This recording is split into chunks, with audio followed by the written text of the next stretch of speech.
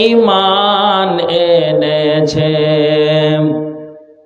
নবীর সাহাবারা সে যুগের সাহাবারা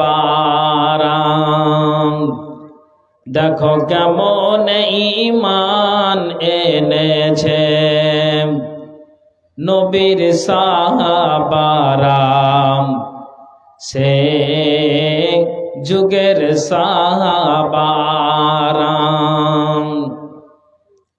হযরত বেলাল এনেছে ঈমান কত কষ্ট করে মরুভূমির গরম বালুতে তাজা রক্ত ঝরে হযরত বেলাল এনেছে ঈমান কত কষ্ট করে মরুভূমির গরম বালুতে তাজা রক্ত ঝরে তবু ও বেলাল ছাড়েনি কালেমা পড়ে লা ইলাহা ইল্লাল্লাহ দেখো কেমন ঈমান এনেছে अरे फोकट गाली जी देखिए देखिए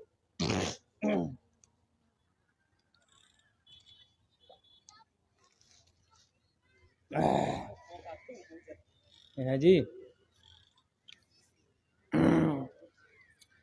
আর দু তিনটা খাইলে ভাত খেতে হবে না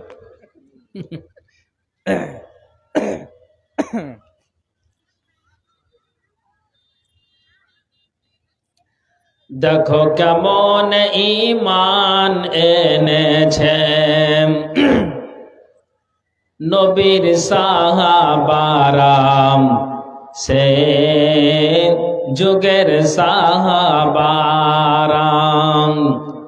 হযরত বেলাল এনেছে ঈমান কত কষ্ট করে মরুভূমির গরম বালুতে তাজা রক্ত ঝরে তবু ও বেলাল ছাড়েনি কালেমা পড়ে লা ইলাহা ইল্লাল্লাহ দেখো কেমন ঈমান এনেছে নবীর সাহাবারা সে যুগের সাহাবারা হযরত খাব্বাব এনেছে ঈমান কত কষ্ট করে কাফেরেরা পাথর দিয়ে বুকে আঘাত করে হযরত খাব্বাব এনেছে ঈমান কত কষ্ট করে কাফেরেরা পাথর দিয়ে বুকে আঘাত করে পিছন দিকে তাকালে পরে দেখা যায় বুকের সিনা দেখো কেমন ঈমান এনেছে নবীর সাহাবারা সে যুগের সাহাবারা হযরত হানজালা এনেছে ঈমান কত কষ্ট করে বিয়ের পরে প্রথম রাত্রে ছিল বাসর ঘরে হযরত হানজালা এনেছে ঈমান কত কষ্ট করে বিয়ের পরে প্রথম রাত্রে ছিল বাসর ঘরে যুদ্ধের দামামা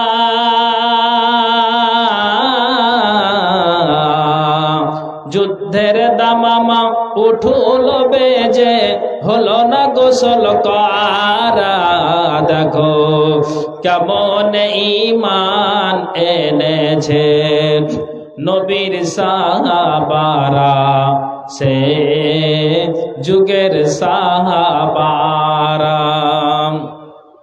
হযরত আলী নবীর জামাতা থাকেন কুফা শহরে। ফজরের নামাজ পড়ব বলে গেলেন আল্লাহর ঘরে। হযরত আলী নবীর জামাতা ছিলেন থাকেন কুফা শহরে। ফজরের নামাজ পড়ব বলে গেলেন আল্লাহর ঘরে। কাফেররা পিছন দিকে থেকে কাফেরেরা মারলো তারে ছোরা। দেখো কেমন ঈমান এনেছে নবীর সাহাবারা, সে যুগের সাহাবারা, সে নবীর সাহাবারা, সে যুগের সাহাবারা। উপস্থিত কোরআন ও হাদিসের কর্ণধর ও মঞ্চে কেদারায় উপবিষ্ট যোগ্যতম সভাপতি মহাশয় এবং দূর দূরান্ত থেকে আগত তথাপি এলাকার সুপ্রিয় শ্রোতা মণ্ডলী, সর্বাগ্রে মহান স্রষ্টার কৃতজ্ঞতা জ্ঞাপন করি, যিনি আমাকে আপনাকে তিনাকে উনাকে একটি ইসলামী সভায় একত্রিত হওয়ার আল্লাহ তৌফিক দিয়েছেন। তাই একটি মাত্র বাক্যের দ্বারা দিয়ে আমরা অভিনন্দন জানিয়ে থাকি। মোহাব্বতের সাথে একটু প্রাণ খুলে বলে উঠুন আলহামদুলিল্লাহ। তারপরে পরে যিনি ইসলামের পথ প্রদর্শক, ইসলাম হিতাকাঙ্ক্ষী, আকাঙ্ক্ষিত দিনের ভিখারি, লাস্ট প্রফেট নবী মুহাম্মদুর রাসূলুল্লাহ, পড়ুন সাল্লাল্লাহু আলাইহি ওয়াসাল্লাম।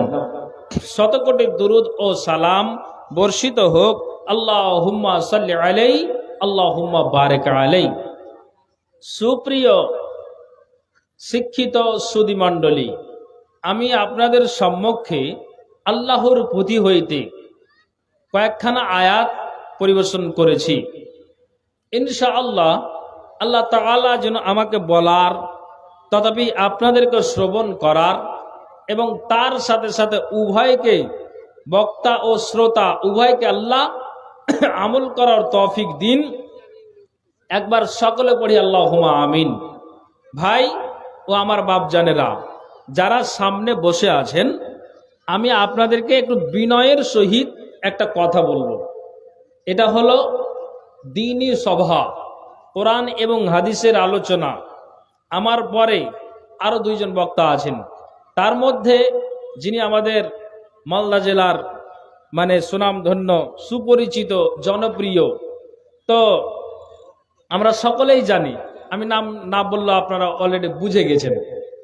তো আচ্ছা বলুন তো, আপনারা আলেম ওলামাদেরকে ডেকেছেন আর আপনারা এইভাবে থাকবেন। দেখেন বাজারে একটা পা আপনি উঠিয়ে আর একটা কোথায় রাখবেন, আপনি জায়গা পাচ্ছেন না। ঠিক বলছি না ভুল বলছি? বলুন, ওই দিকে দেখছি, এই দিকে দেখছি, শুধু বাজারেই ভিড়। তো যাকগে, যা করছে করতে দিন। কিন্তু আমি আপনাদেরকে বলবো যে কটা মানুষ আপনারা এই সামনে বসে আছেন, তো এটা তো আল্লাহর ওয়াস্তে দুটি কথা শুনবেন, শুনবেন না? শুনবেন না? ইনশাআল্লাহ শুনবেন। তা আমি আপনাদেরকে বিনয়ের সহিত বলছি যে একটু আপনারা একটু সভাটাকে একটু গচ্ছিত করে নেন, এটা আমি অনুরোধ করছি। ভাই যারা ওই দিকে আছেন একটু চলে আসুন, দেখে ভালো লাগবে। লোকের সংখ্যা কম, কাজে আমি বলছি যখন এক জায়গাতে গচ্ছিত হয়ে বসবেন এটা দেখতে ভালো লাগবে। আর আল্লাহর কোরআন বলছেন, যখন তোমরা কোনো মজলিসে বসবে, তাফাসসাহু ফিল মাজালিস, তখন তোমরা সেটাকে কি করবে? শূন্য স্থান রাখবে না, ফাঁকা জায়গা রাখবে না, তোমরা জমে জমে সেটে সেটে বসবে। অতএব ভাই যারা পিছনে আছেন, মনে হয় আমি বুঝাতে পারিনি নাকি মাইকের আওয়াজ যায়নি।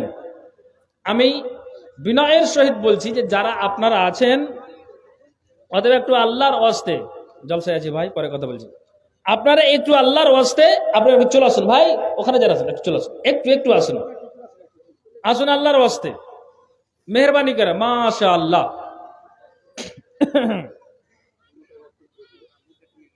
আচ্ছা,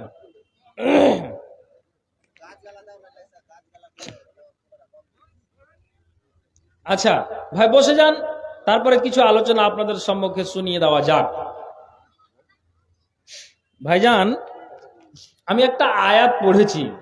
আল্লাহ বলছেন, ভালো করে শুনেন, আর ভূমিকা লম্বা করব না। মাশাআল্লাহ, একবার পড়েন তো ভাই আমার সাথে, সুবহানাল্লাহি ওয়া বিহামদিহি। আওয়াজ মুখে আওয়াজ হয় না নাকি? বলেন সুবহানাল্লাহি ওয়া বিহামদিহি সুবহানাল্লাহিল আযীম।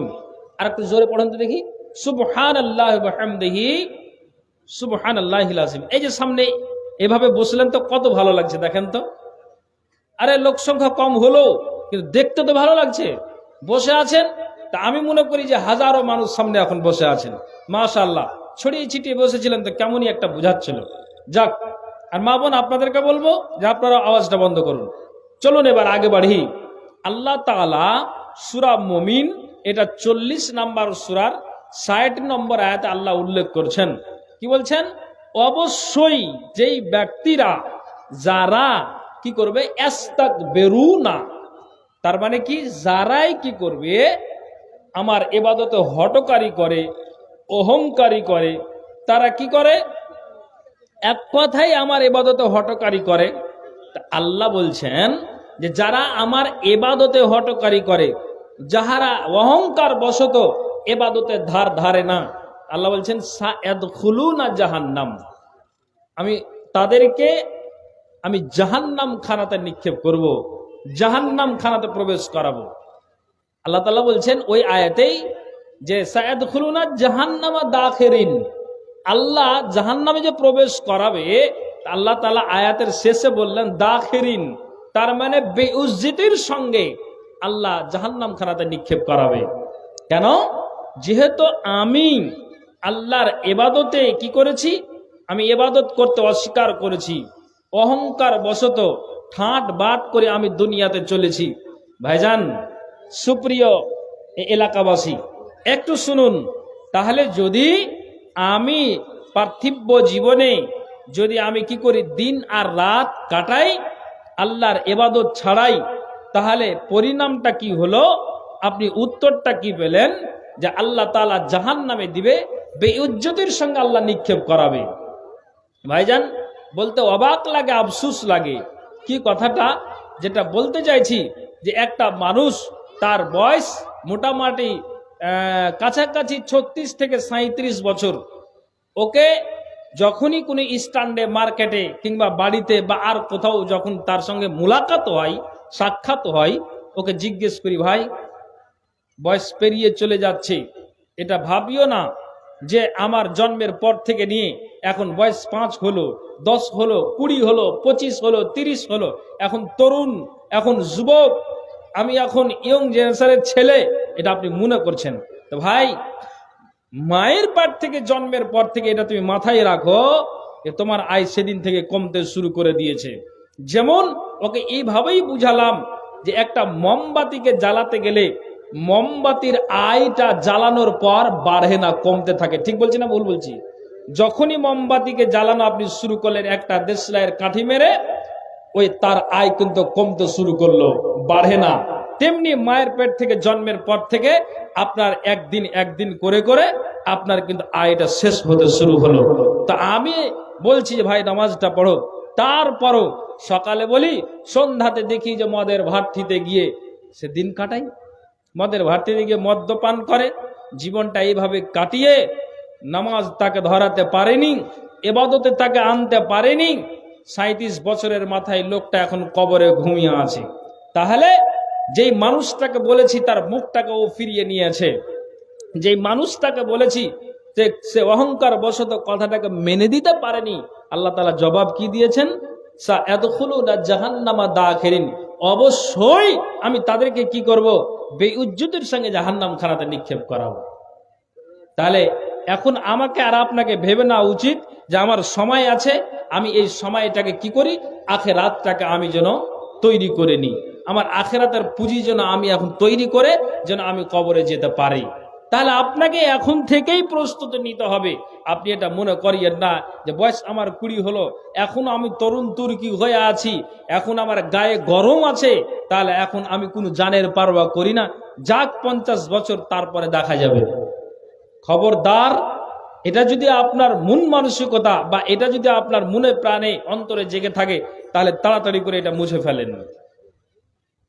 সুপ্রিয় শ্রোতা মণ্ডলী, একটু ভাবনা চিন্তা করে দিন আর রাত কাটান। কেন আপনাকে বলি, একটু ভালো করে বুঝবেন, আমি আপনাকে বুঝানোর জন্য বলছি।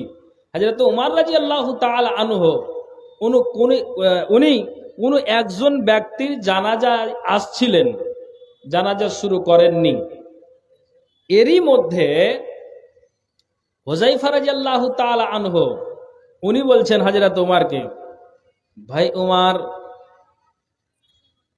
আপনাকে একটা কথা বলি, যেই মানুষটা এখন খাটলাতে শুয়ে আছে, যে মানুষটা মারা গিয়েছে, এই মানুষটার এই মাইয়াটার জানাজায় হাজির হয়েছ, কিন্তু আমি যেটা বলতে চাইছি, এই তার চরিত্রটা ভালো ছিল না, সে ছিল একজন মুনাফিক। অতএব মুনাফিকের নামাজ আপনি পড়াতে যান না। দেখেন, হযরত ওমর রাদিয়াল্লাহু তাআলা আনহুকে যখন এই কথা বললেন, তিনি থমকে দাঁড়িয়ে গেলেন। আমি আপনাকে বুঝানোর জন্য বলছি। উমর মনে মনে চিন্তা করলেন, হুযায়ফাকে বলছেন, হুযায়ফা, একটা কথা আমার জিজ্ঞেস করার ছিল। কি কথা জিজ্ঞেস করার ছিল? আল্লাহ পাকের রাসূল তিনি দুনিয়া ছেড়েছেন, তিনি আমাদের মাঝে নাই, তিনি মারা গিয়েছেন। তা আমি যেটা প্রশ্ন করি হুযায়ফা, আল্লাহ রাসূল একটা দুইটা করে করে তোমাকে যে 40টা মুনাফিকের নাম তোমাকে যে লিস্টটা দিয়ে গিয়েছে, তালিকাটা দিয়ে গিয়েছে, ওই তালিকাতে কি উমরের নামটা আছে? ঠিক যেন হুযায়ফা বলছেন যে না না না উমর গো, এই 40টার যে নাম পাওয়া গিয়েছে বা আমার কাছে আছে, কিন্তু এই 40টার মধ্যে আপনার নাম উল্লেখ নাই। তার মানে আমি আপনাকে যেটা বলতে চাইছি, আল্লাহ তাআলা রাসূল নবী মুহাম্মদুর রাসূলুল্লাহ, পড়ুন একবার সাল্লাল্লাহু আলাইহি ওয়াসাল্লাম, তিনি বলেছেন যে আশারায়ে মুবাশশারার ভিতরে যার নামটা নবীজি দ্বিতীয় নম্বরে উল্লেখ করেছেন তিনি হচ্ছেন হযরত উমর। অথচ তিনি নিজে জেনে নিতে চাইছেন যে 40টা মুনাফিকের নাম হুযায়ফাকে দেওয়া হয়েছে, তো ওর ভিতরে আমার নামটাকে ঢোকানো আছে। কেননা যদি এই নামটার ভিতরে 40টার ভিতরে আমার নামটা আসে, তাহলে কিয়ামতের দিন হযরত উমর বরবাদ হয়ে যাবে। 50,000 বছরের দিনটা একটা ভয়াবহ দিন, কঠিন দিন। ওই দিনে উমর যেন বেইজ্জত হয়ে যাবে। কাজেই যেন আমি এটা জেনে নিতে চাইছি। সুবহানাল্লাহ, চিন্তা করে দেখেন তো, আশারায়ে মুবাশশারার ভিতরে তিনি একজন, তারপরও তিনি যেন তিনার এই কথাটাকে নিয়ে তিনি যেন ভাবতে শুরু করে দিয়েছিলেন, দুনিয়ার মানুষরে তাহলে এরা যদি জান্নাতি হয়েও যদি তারা এইভাবে দিন আর রাত আপনার চিন্তা করে কাটায়, তাহলে আমরা পাপী, আমরা গুনাহগার। আপনাকে যদি বলা যায় যে এখনো সময় আছে, নামাজটাকে ধরে নাও, আপনাকে বলা যায় এখনো সময় আছে, রমজান মাসের সিয়ামটাকে পালন করো, যখন রমজান মাস হাজির হয়ে যায় আপনার যেন মুখটা বলা মাত্র যেন আপনি ফিরিয়ে নেন। আল্লাহ তাআলা এটাই বলতে চাইলেন, যারা এই রকমের আচরণ করবে, জালসা জুলুসে শোনার পরে মুখটাকে ফিরিয়ে নিল, জুমার খুতবা ইমামের মুখ থেকে শোনার পরে মুখটাকে ফিরিয়ে নিল, আল্লাহ তাআলা বলছেন যারা এইভাবে শোনার পরে এড়িয়ে যায়, আল্লাহ তাআলা জানালেন সায়াদখুলুনা জাহান্নামা দাখিরিন, ওই ব্যক্তিদেরকে বেইজ্জতির সঙ্গে জাহান্নাম খানাতে নিক্ষেপ করা হবে। জি, এখন আপনি বুঝতে পারেন না, টেরটা আপনি কখন পাবেন? মরে যাওয়ার পর। সময় আছে, কিন্তু আমি এটাকে কিছু মনেই করি না। আপনি কিভাবে টের পাবেন, একটা আমি হাদিস আপনাকে শোনাচ্ছি। কি হাদিস? ভালো করে শুনবেন। নবীজি বলছেন, আন আব্দুল্লাহ ইবনে উমর ক্বালা রাসূলুল্লাহ সাল্লাল্লাহু আলাইহি ওয়াসাল্লাম, ইন্না আহাদাকুম ইযা মাতা উরজা আলাইহি মাকআদুহু বিল গাদাতি ওয়াল আশিয়্যি ইন কানা মিন আহলিল জান্নাতে ফামিন আহলিল জান্নাতে ওয়া ইন কানা মিন আহলিন নারে ফামিন আহলিন নারে। হযরত উমর থেকে বর্ণিত, তিনি বলেন রাসূল সাল্লাল্লাহু আলাইহি ওয়াসাল্লাম তিনি যেন ইরশাদ করেছেন, কি বলেছেন, যখন তোমাদের মধ্যে কোনো মানুষ মারা যায় তখন তাকে যেন তার যেন স্থায়ী স্থানটি সকাল সন্ধ্যা তার সামনে পেশ করা হয়। সকালে একবার, সন্ধ্যায় একবার ওই মানুষটাকে দেখানো হয়। তার মানে যারা কবরে ঘুমিয়ে আছে, যারা কবরে চলে গিয়েছেন, ওই কবরবাসীদেরকে যেন সকাল আর সন্ধ্যাতে তার স্থানটাকে আপনার যেন সকালে একবার, সন্ধ্যাতে একবার যেন দেখানো হয়। নবীজি বলছেন, ইন কানা মিন আহলিল জান্নাতে ফামিন আহলিল জান্নাতে, যদি ওই মাইয়াতটা যে কবরে ঘুমিয়ে আছে, শুয়ে আছে, যদি জান্নাতি হয়, তার মানে বুঝে নিতে হবে যে যখন ওই মাইয়াতটা একটা দুইটা করে করে কবরের 3টি প্রশ্নের উত্তর যখন তার সঠিক হয়ে যাবে, জেনে নিতে হবে যে কবরে নববধূর মতো কিয়ামত পর্যন্ত সে ঘুমিয়ে থাকবে। নবীজি বলছেন, যদি সে ব্যক্তিটা মাইয়াতটা জান্নাতি হয়, তাহলে সকালে আল্লাহর ফেরেশতা তাকে জান্নাত তার সামনে পেশ করে, আবার সন্ধ্যাতে তার সামনে জান্নাতটা পেশ করে, আর বলেন, এরে আল্লাহর বান্দা, এরে মুমিন বান্দা, আল্লাহর খাঁটি বান্দা, কবরে ঘুমিয়ে আছো, এই যে দেখো তোমার স্থান, কিয়ামতের দিনে আল্লাহ তাআলা তোমার এই স্থানটাতে আল্লাহ তাআলা পাঠিয়ে দিবেন। কেননা তুমি যা করেছো, তুমি আল্লাহর ইবাদত হট করে করনি, রাতে উঠে তুমি তাহাজ্জুদের নামাজ আদায় করেছো, 5 ওয়াক্ত নামাজ যখনই মুয়াজ্জিন মসজিদে আজান দিয়েছে, সঙ্গে সঙ্গে তুমি তোমার বিছানাটাকে ছেড়ে দিয়ে, লেহাবটাকে ছেড়ে দিয়ে, ঠান্ডার মৌসুমে তুমি সেটাকে জানের পারোয়া করনি, সুন্দর করে ঠান্ডার সময় আপনার ঠান্ডা পানি দিয়ে উযু বানিয়ে তুমি আল্লাহর ঘরে গিয়েছ। এই যে আল্লাহকে যে তুমি সময় দিয়েছ, তোমার ইবাদতে আল্লাহ খুশি হয়েছেন, কাজেই তুমি যাও, এটা তোমার সুখময় স্থানখানা, এখানে তোমাকে আল্লাহ তাআলা কিয়ামতের দিন এই স্থানে আল্লাহ তোমাকে জায়গা দিবেন। নবীজি বলেছেন, যখন ওই মাইয়াতকে অর্থাৎ ওই জান্নাতি ব্যক্তি কবরবাসীকে জান্নাতটা দেখানো হয় সকালে আর সন্ধ্যায়, তখন হাদিসে এসেছে আপনার যেন ওই মাইয়াতের যেন অন্তরটা খুশিতে আটখানা হয়ে যায়। কেন? সুবহানাল্লাহ, এক তো আরামে আছি, আর ঠিক সকালে আর সন্ধ্যাতে আমার সামনে যে পেশ করা হচ্ছে, আমাকে এই সুখময় স্থানখানাতে দেওয়া হবে, তখন যেন তাদের হৃদয়টা আরো খুশিতে আটখানা হয়ে যায় যে আমি আরামদায়ক জায়গাটা আমি যেন নিশ্চিত কিয়ামতের দিন আমি পাচ্ছি, যেটা ভয়াবহ কঠিন দিন, সেই দিনটাতে। আবার কিন্তু নবীজি বলছেন, ওয়া ইন কানাম মিন আহলিন নারে ফামিন আহলিন নারে, যদি ব্যক্তিটা জাহান্নামী হয়, তাহলে ওই পাপিষ্টি ব্যক্তিটাকে সকালে একবার, সন্ধ্যায় একবার তার সামনে জাহান্নামটাকে পেশ করা হয়, দেখানো হয়, এরে পাপিষ্টি আল্লাহর বান্দা, এই দেখো, এই যে তোমার সামনে আগুনটাকে যেন দেখানো হচ্ছে, জাহান্নামের আগুন, ওই আগুনে তোমাকে আল্লাহ তাআলা ভরে দিবেন।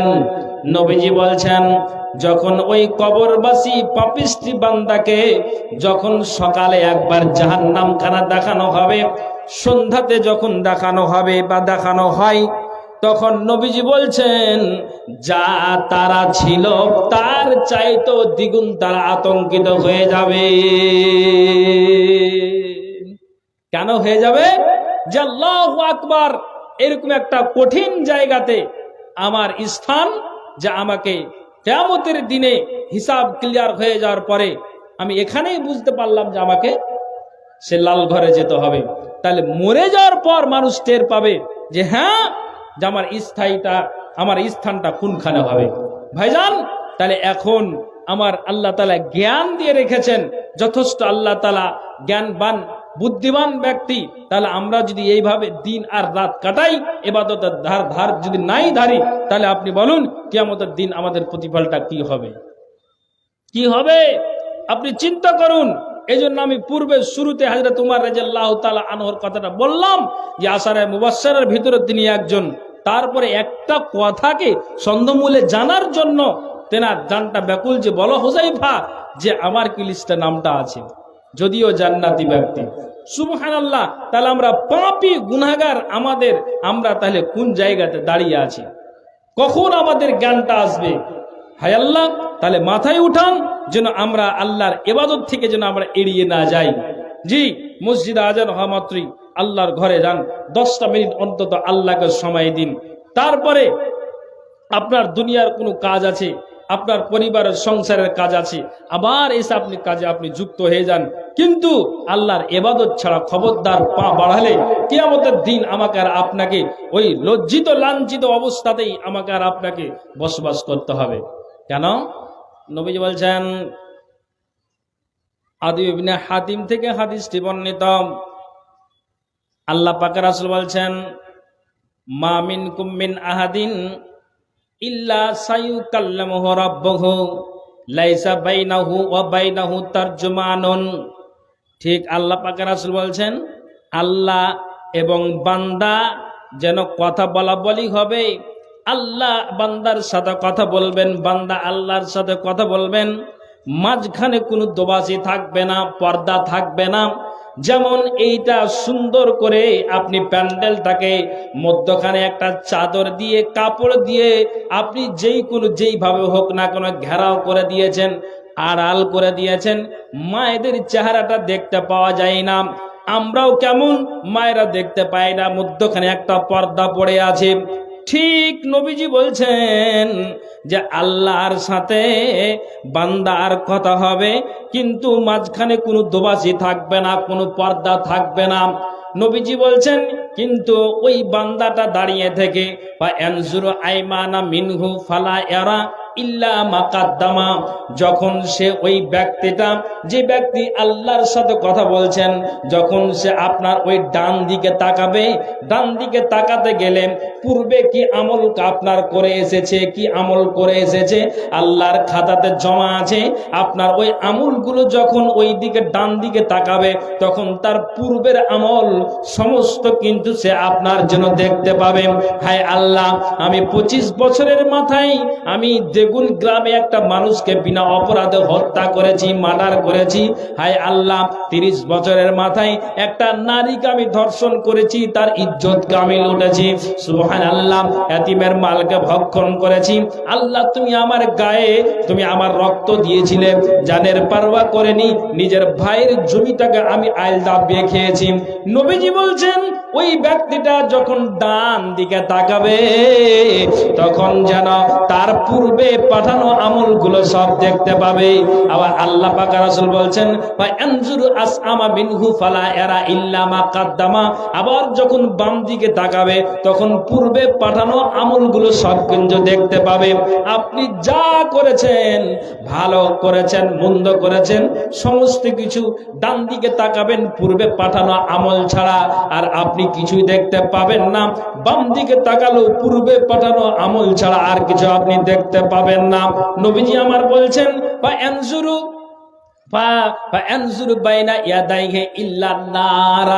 আবার যখন ওই ব্যক্তির সামনের দিকে তাকাবে, তখন যেন জাহান্নামের আগুনটা তার সামনে থাকবে। ডান দিকে তাকাবে, তার আমল ছাড়া দেখতে পাবে না, বাম দিকে তাকাবে, আমল ছাড়া দেখতে পাবে না, সামনে তাকাবে কিন্তু ওই জাহান্নামের আগুন ছাড়া আর কিছু দেখতে পাবে না। কাজেই নবীজি বলছেন, ফাত্তাকুন নারা ওয়ালাউ বিশিক্কি তামারাতিন। এই জন্য নবীজি বলছেন যে শোনো, তোমাদেরকে বলা হচ্ছে, যে জানিয়ে দেওয়া হচ্ছে যে খেজুরের টুকরার বিনিময় হলেও তোমরা জাহান্নাম থেকে বাঁচার চেষ্টা করো। একবার বলুন সুবহানাল্লাহ। তো ভাইজান, যেই দিন হাসরের দিন আমরা জমা হব, পূর্বে পাঠানো আমল দেখতে পাবো। তাহলে আপনি বলুন, সমস্ত কিছু টোটাল কথাটা তো আপনি জেনে যাচ্ছেন, তাহলে আপনার মগজে উঠে না কেন?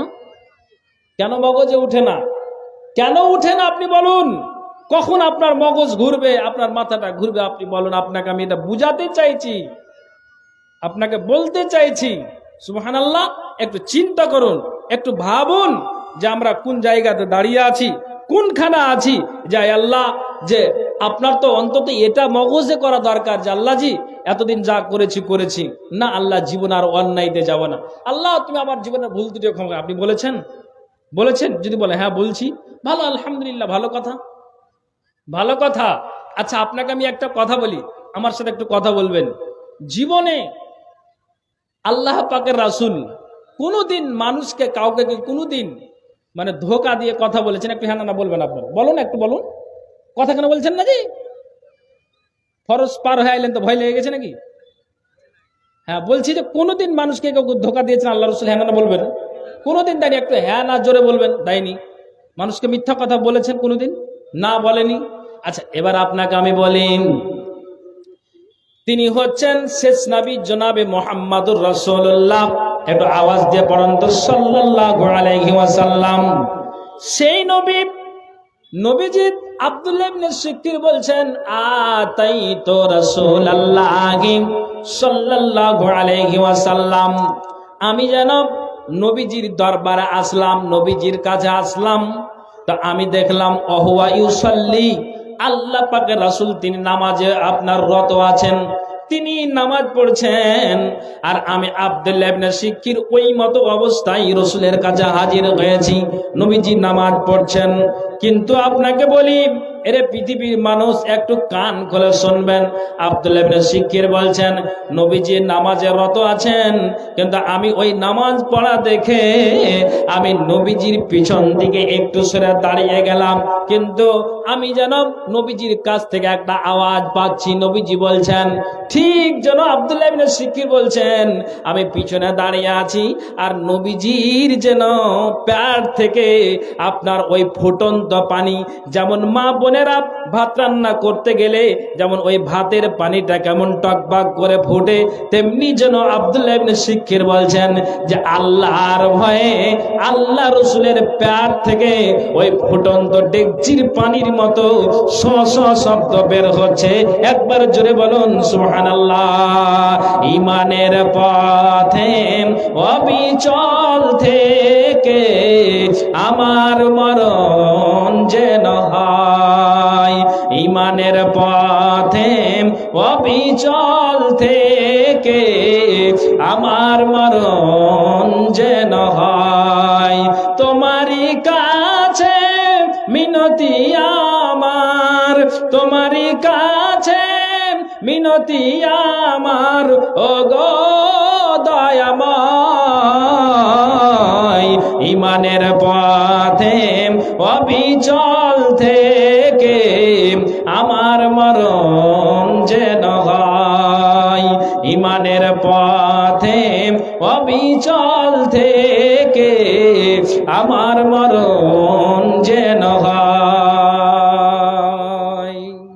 জি ভাইজান, একটু ভাবুন, সময় সবকে দুনিয়া ছেড়ে চলে যেতে হবে, তো আপনি ভাবুন। আপনাকে বলছি, রাসূলের আল্লাহর ভয়ে তার জন্য ফুটন্ত পানির মতো তার পেট থেকে আওয়াজ আসছে। কিসের ভয়? এটা আল্লাহর ভয়। সুবহানাল্লাহ। ভয় কিসের? জাহান্নামের ভয়, আখিরাতের ভয়। 50,000 বছরের দিন একটা হবে, কঠিন দিন, সেই দিনের জন্য নবীজির পেট থেকে ভয়। আল্লাহু আকবার। একটু চিন্তা করে দেখেছেন সেই নবীর আমরা উম্মত, আমরা কিভাবে দিন আর রাতটাকে আমরা কাটাচ্ছি? আল্লাহ রাসূল অপশন দিয়েছেন। কি অপশন দিয়েছেন? আপনাকে বলি, কোন মানুষ যদি, কোন পরিবারের যদি আপনার কেউ মারা যায়, বাপ মারা গেল, বাবা বাইরে আছে, টাওয়ার থেকে পড়ে দুনিয়া থেকে বিদায় হয়েছেন, ঠিক বাড়িতে মা কান্না করতে শুরু করে দিয়েছে, স্বামী চলে গেল, বাবাকে আপনার মারা গেল, নিজের ছেলে সন্তান কান্না শুরু করে দিয়েছে, নাতনি কাঁদে, পোতারা কাঁদে, সবাই কাঁদে, দাদু চলে গেল, নানা চলে গেল, এইভাবে কান্না করে। এখন যদি আপনাকে জিজ্ঞেস করা হয় যে আপনার চোখ দিয়ে এইভাবে জলটা বইছে কেন, তখন আপনি উত্তর দিবেন যে আমার জলটা এই জন্য বইছে যে আমার আব্বা দুনিয়া থেকে বিদায় হয়েছে। যদি বিবিকে জিজ্ঞেস করা যায় কেন কাঁদো, না তো আমার স্বামী দুনিয়া থেকে বিদায় হয়েছে। যদি নাতনিকে জিজ্ঞেস করা যায় কেন কাঁদো, না তো বলবে যে আমার নানা দুনিয়া থেকে বিদায় হয়েছে। তাহলে কারণটা বুঝতে পারলেন কেন কান্না করেন, না তো আমার আব্বা, আমার দাদু, আমার নানা দুনিয়া থেকে বিদায় হয়েছেন, কিন্তু নবীজি বলছেন ওয়া আন আবি হুরায়রা রাদিয়াল্লাহু তাআলা আনহু قال قال رسول الله সাল্লাল্লাহু আলাইহি ওয়াসাল্লাম, আবু হুরায়রা থেকে বর্ণিত, নবীজি বলছেন লা